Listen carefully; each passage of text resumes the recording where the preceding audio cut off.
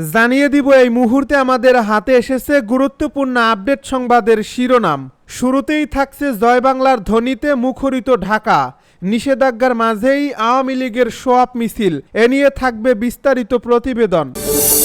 এবারে জানিয়ে দিব কাশ্মীর সীমান্তে পাক বাহিনীর গুলিতে 2 ভারতীয় সেনা নিহত। আরও থাকছে নাসিরউদ্দিন পাটোয়ারির বক্তব্য, স্বৈরাচারের পদধ্বনি বলছে ডাক্তার জাহিদ। সব শেষে জানিয়ে দিব ঢাকার পথে প্রধান উপদেষ্টা। এতক্ষণ শুনছিলেন হাতে থাকা আপডেট সংবাদের শিরোনাম, এবারে বিস্তারিত।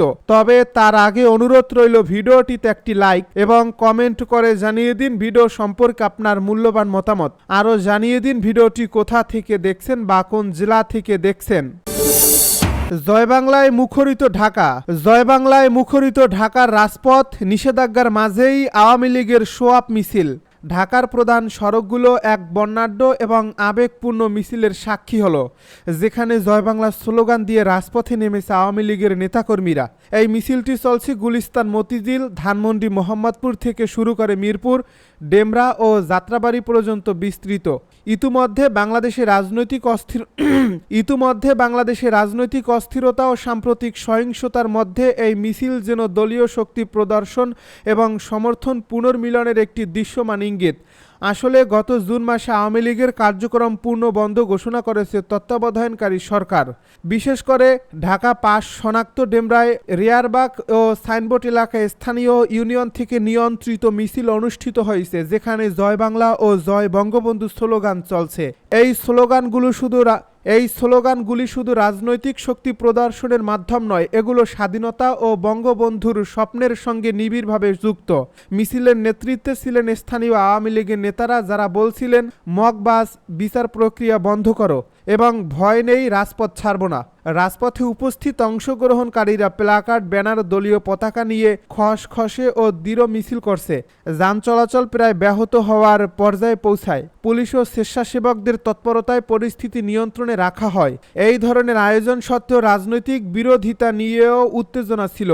পূর্বে গোপালগঞ্জে জাতীয় নাগরিক পার্টির এনসিপি মার্চ টু গোপালগঞ্জ কর্মসূচিতে সংঘর্ষে 4 জন নিহত হওয়ার ঘটনা ঘটছে। সেনাবাহিনীর হস্তক্ষেপে পরিস্থিতি নিয়ন্ত্রণে আনা হয়েছিল।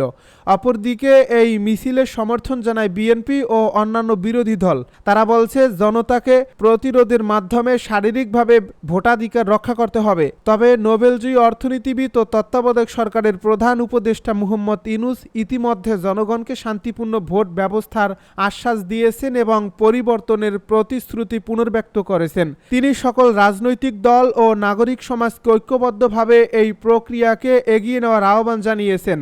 আজকের এই মিছিল তাই কেবল রাজনৈতিক শক্তির বহিঃপ্রকাশ নয়, এটি হলো রাজনৈতিক সংকটের মাঝে জনমনে জমে থাকা আকাঙ্ক্ষার প্রতিফলন, একটা মানুষ ভিত্তিক বাংলাদেশের গণতান্ত্রিক ভবিষ্যতের আকুতি। কাশ্মীর সীমান্তে পাক বাহিনীর গুলিতে 2 ভারতীয় সেনা নিহত। দক্ষিণ এশিয়ার 2 পারমাণবিক শক্তিধর প্রতিবেশী ভারত ও পাকিস্তানের মধ্যে আবারও গোলাগুলির ঘটনা ঘটেছে। বৈরী কাশ্মীর সীমান্তে এবার পাকিস্তান সেনাবাহিনীর গুলিতে ভারতীয় বাহিনীর অন্তত 2 জওয়ান নিহত হয়েছে।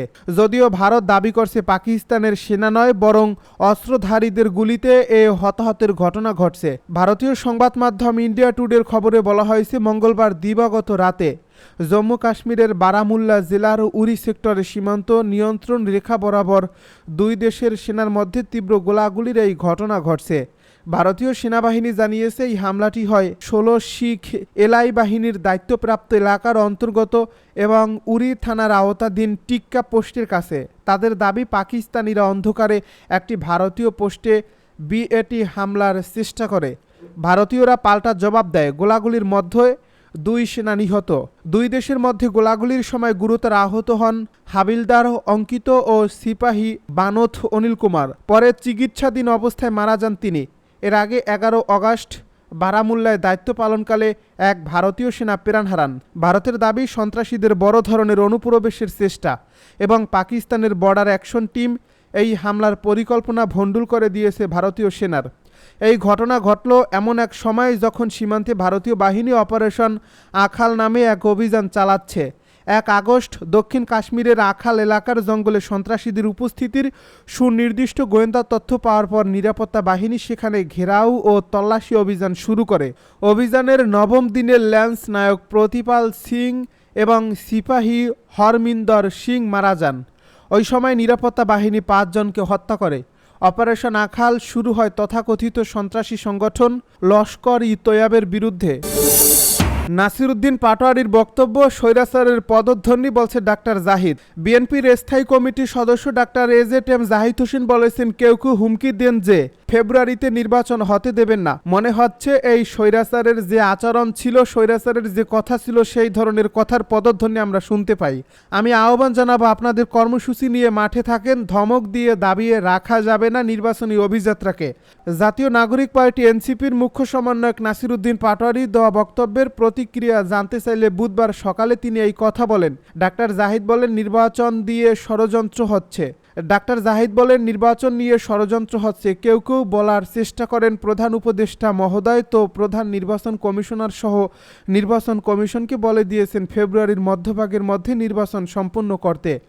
যখন আমরা শুনতে পাই সরকারের একটি অংশ, এখনও যারা সরকারের সাথে সম্পৃক্ত আছেন সেই অংশের পক্ষ থেকে কেউ কেউ যখন বলে নির্বাচন এটা না করলে হতে দেবে না, ওটা না করলে হতে দেবে না। তিনি আরও বলেন, যারা আজকে ধমক দেন নির্বাচন হতে দেবেন না, তারা কি ভেবেছেন জনগণ কি এটা চায়? জনসমর্থন কি এটা আছে? আপনারা মব কালচার সৃষ্টি করেছেন। দেশের আইনশৃঙ্খলা পরিস্থিতি কোন দিকে নিয়ে যাচ্ছেন? গত 1 বছর যাবৎ কি ধরনের পড়াশোনা হচ্ছে সেটি কি আপনারা লক্ষ্য করেছেন? আপনারা বলেন নতুন প্রজন্ম, আমরা কি পুরনো প্রজন্ম? আপনারা কি নতুন প্রজন্ম? কখনোই না। 24-এর আন্দোলন একটি ঐক্যবদ্ধ ছাত্র জনতার আন্দোলন, কোনো একক গোষ্ঠীর আন্দোলন নয়। ঢাকার পথে প্রধান উপদেষ্টা প্রফেসর ডক্টর মোহাম্মদ ইউনূস 3 দিনের রাষ্ট্রীয় সফর শেষে মালয়েশিয়া ত্যাগ করেছেন। স্থানীয় সময় বুধবার সন্ধ্যা 7:30 তিনি কুয়ালালামপুর থেকে ঢাকার উদ্দেশ্যে রওনা হন। মালয়েশিয়ার প্রধানমন্ত্রী আনোয়ার ইব্রাহিমের আমন্ত্রণে ডক্টর ইউনূস এ সফরে যান। এ সফরকালে তিনি মালয়েশিয়ায় প্রধানমন্ত্রী সহ উচ্চ পর্যায়ের নেতৃবৃন্দের সঙ্গে বৈঠক করেন এবং দ্বিপাক্ষিক সম্পর্ক জোরদারে বিভিন্ন আলোচনা চালান। সফরের দ্বিতীয় দিনে উভয় দেশের মধ্যে 5টি সমঝোতা স্মারক ও 3টি নোট বিনিময় হয়।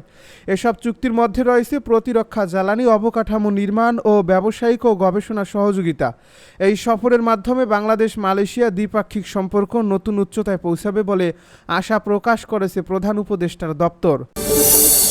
একটি ধর্মভিত্তিক দল বিএনপির বিরুদ্ধে অপপ্রচার চালাচ্ছে বলছে রিজভী। বিএনপির সিনিয়র যুগ্ম মহাসচিব রুহুল কবির রিজভী বলেছেন, ধর্মভিত্তিক একটি রাজনৈতিক দল নিজেদের অপকর্ম আড়াল করতে বিএনপির বিরুদ্ধে অপপ্রচার চালাচ্ছে। পিআর পদ্ধতির জন্য দেশের মানুষ এখনও প্রস্তুত নয়। এই দাবি যারা করছেন তারা জটিলতা সৃষ্টি করতে চেষ্টা করছেন। গুলশানে বিএনপি চেয়ারপারসনের রাজনৈতিক কার্যালয়ে বুধবার বেলা 11টায় আয়োজিত এক সংবাদ সম্মেলনে এ দাবি করেন তিনি। বিএনপি নেতা আরও বলেন, লুটপাটের টাকা উদ্ধারে সরকারে আন্তরিক হতে হবে। আওয়ামী লীগের আমলে লুটপাট করা প্রায় 2000 কোটি টাকার বেশি অর্থ ফার্মার্স ব্যাংকে রাখা হয়। এখন সেটি পদ্মা ব্যাংকে নামে চালু থাকলেও সেই টাকার কোনো হদিস নেই। এসব টাকা উদ্ধারে আন্তরিক হতে হবে। তিনি আরও বলেন, চট্টগ্রামে এক চিকিৎসক নাকে রং লাগিয়ে লাইভে এসে বিএনপি নেতাকর্মীদের বিরুদ্ধে অপপ্রচার চালিয়েছেন। তার উপর কেউ হামলা করেনি, তার কাছে কেউ চাঁদাবাজি করেনি। নকশা বহির্ভূত ভবন নির্মাণ করায় তার বিরুদ্ধে ব্যবস্থা নিয়েছে কর্তৃপক্ষ। রিজভী বলেন, রংপুরে সনাতন ধর্মাবলম্বী 2 জনকে মবের মাধ্যমে হত্যা করা হয়েছে।